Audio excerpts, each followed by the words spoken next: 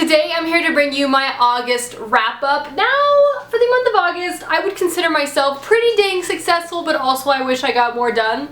It's like this contradiction in my mind that I just can't. Basically, I finished 5 books this month and got halfway through a very long 6th one, but I just really wanted to finish the 6th one, but I just knew it was not gonna happen. But the month of September is there, it's gonna be a thing, it's gonna be great. But let's just go ahead and jump into the wrap-up. So the first book I finished was The Heart of Betrayal by Mary E. Pearson. This is book 2 to the Remnant Chronicles, and I am working with Fierce Reads for this video. I was so pumped to finally get to the second book to this trilogy, as I absolutely loved the first one, and the third book just came out this past month. If you're not aware, the first novel to this trilogy is The Kiss of Deception, and it follows a princess who runs away on her wedding day because she doesn't want to get married in an arranged marriage. We follow her perspective, but also 2 other people, the prince she was supposed to marry and an assassin who's been sent to kill her. We don't know which of the 2 male perspectives are which makes it very interesting. I really loved the first one. I gave it a 5 or a 4.5 out of 5 stars. I thought it was really great.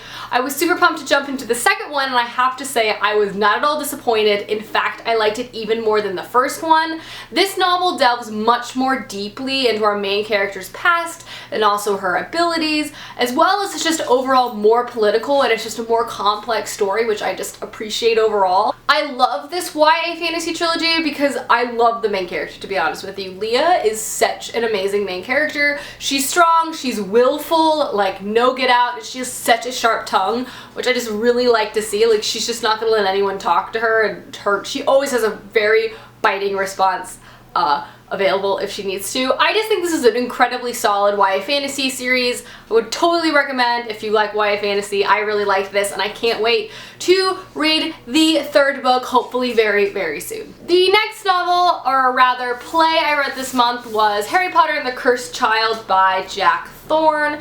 The thing with this novel is, or play, I keep saying novel, is I didn't enjoy it that much, but I really want to talk about why, because I know there's a lot of conversation about this book.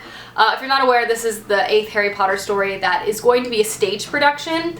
I did a lot of theater growing up, so I've read a lot of plays, so the fact that this came in a format of a play did not bother me in the least, and I totally understand that because it's in play format, characterizations and a lot of what we expect to see in a novel, like train of thought or emotion, aren't going to be there, so a play is naturally going to feel a little less full in narrative just because it's a play and it's supposed to be acted out. It's not meant to be read in its entirety just statically on a page, which I can totally get.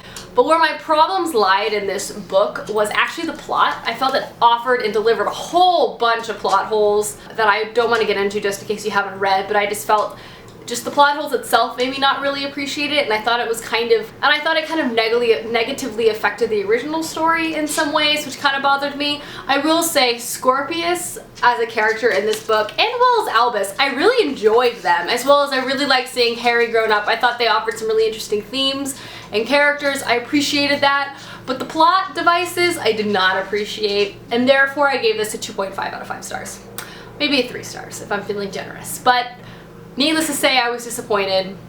However, I hope to perhaps see it in the stage production one day, because I do think a lot of people's problems that they're reviewing about would be remedied if they saw it on stage, because again, a lot of that characterization is missing, which naturally happens because it's a play. But yes. The next book I read is the Prustopia Book Club pick of the month for the month of August, and this month we are working with Hatchet Books, and that is Baby Doll by Holly Overton. This is described as a novel for fans of Gone Girl or A Girl on a Train, but in my opinion it's much more similar to something like Room. This follows our main character Lily, who basically at the start of the novel escapes captivity that she's been held in by her captor for the past 8 years. She escapes with her daughter, and we follow her like trying to reassimilate back in life. We also follow her mother's perspective, her twin sister's perspectives, and her captor's perspective. So there's a lot of really interesting perspectives we get to see in this novel, which I really appreciated. I found this book to be incredibly interesting. I always like the after of a story. I know a lot of people like to read through an event, which is also something I like, but I always like to read about the repercussions, which I feel like we don't get very often in a thriller. So I really like that. If you want to hear more of my in-depth thoughts, I did a full non-spoiler review, which I will leave linked down below, as well as Sasha and I are going to be talking about this novel on September 2nd, which is this Friday. So check out for that. Because, yeah, there's lots to discuss with this. A lot of dramatic things happened in this, as you would expect from a thriller. The next book I read this month was The Queen's Poisoner by Jeff Wheeler, and oh my goodness, I really like this, and I'm really excited I like this. This follows our main character, Owen, and he is, at the beginning of this novel, 7 years old. And his father is a lord, and his father did something that kind of countered the king's power. Therefore, Owen is sent to the capital and kind of held as a political hostage. Basically, they have their son and ways of making his father not do anything counter to the kingdom any longer. Owen is clearly in a very tumultuous situation. He's 7 years old, he's in a scary new place without his family, and he has to figure out a way to survive this complex political landscape at an incredibly young age. So we're following him, and I just really loved this story. It has great friendship, it has a great character, and I really liked this book because it had a child main character who was clearly incredibly brilliant, but also he wasn't really treated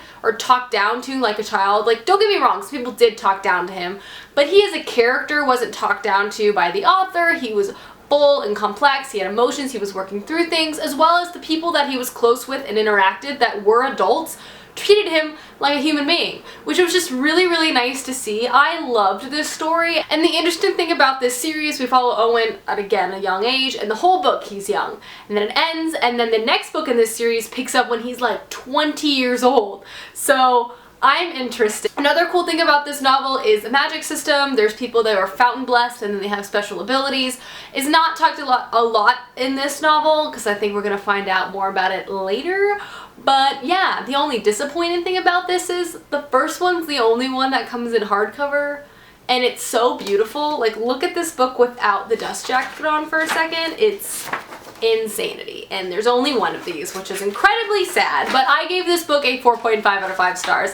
I really enjoyed it. And the last full book I completed this month was Every Heart a Doorway by Shannon McGuire. This is a novella, I guess. It basically follows a school or a house where children come to stay at after they come back from a magical adventure in another world and they're having a hard time reassimilating back in normal society because no one believes them that they fell through a doorway in their closet or whatever.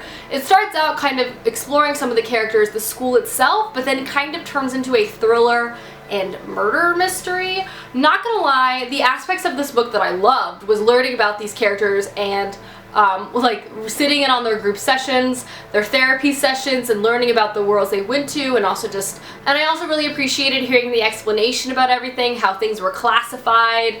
I really liked that aspect. To be honest, when it kind of started slipping into the murder mystery, I kind of began to lose interest. I don't know, I wanted to just learn more about the school and the people and where they came from, and then it got all dark and scary and I was like, hold up, I don't want that. Which obviously that's what this book is about. I think I just would have loved it more if it just didn't have people dying in it.